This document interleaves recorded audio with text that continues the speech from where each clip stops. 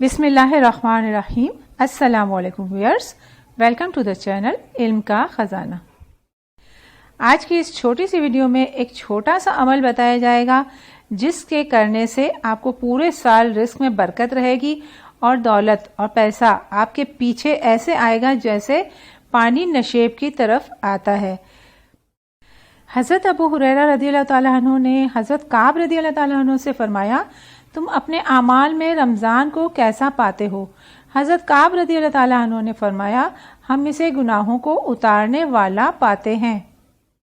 रसूल अल्लाह सल्लल्लाहु अलैहि वसल्लम ने इरशाद फरमाया, 5 वक्ता नमाजें एक जुम्मा दूसरे जुम्मे तक और एक रमजान दूसरे रमजान तक उन गुनाहों का जो दरमियानी औकात में सरजद हुए हों कफ़ारा हैं, बशर्त ये कि कबीरा गुनाहों से बचता रहे।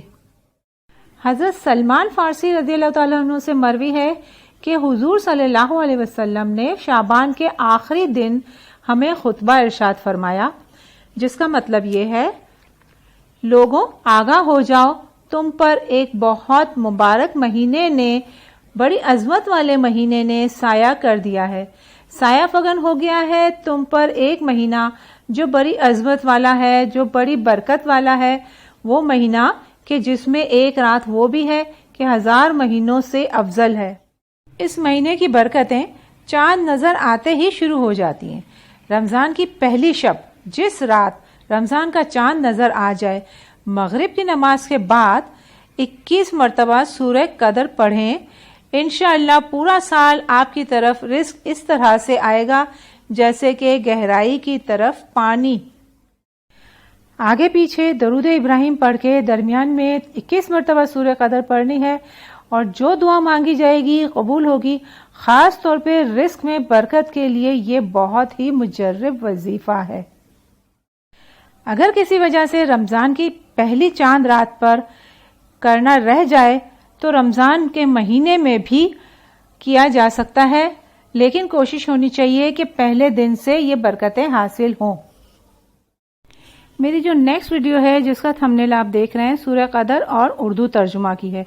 ये वीडियो सिर्फ 1 मिनट की है जिसमें मैंने आगे पीछे कोई बात नहीं कही और सिर्फ सूरह कदर और उसका तर्जुमा पढ़ा है। आप इससे मुस्तफीद हो सकते हैं। मुझे खास तौर पे कहा गया है कि ये सूरह कदर की और तर्जुमे की वीडियो छोटी सी बनाई जाए।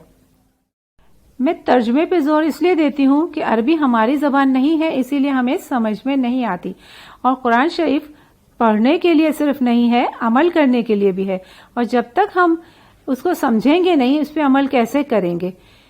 वैसे भी तर्जुमे के साथ पढ़ने से रूह को भी तस्कीन मिलती है। अल्लाह तबारक व तआला हमें कुरान पाक पढ़ने, पढ़ाने, समझने और इस पर अमल करने की तौफीक अता फरमाए। आमीन।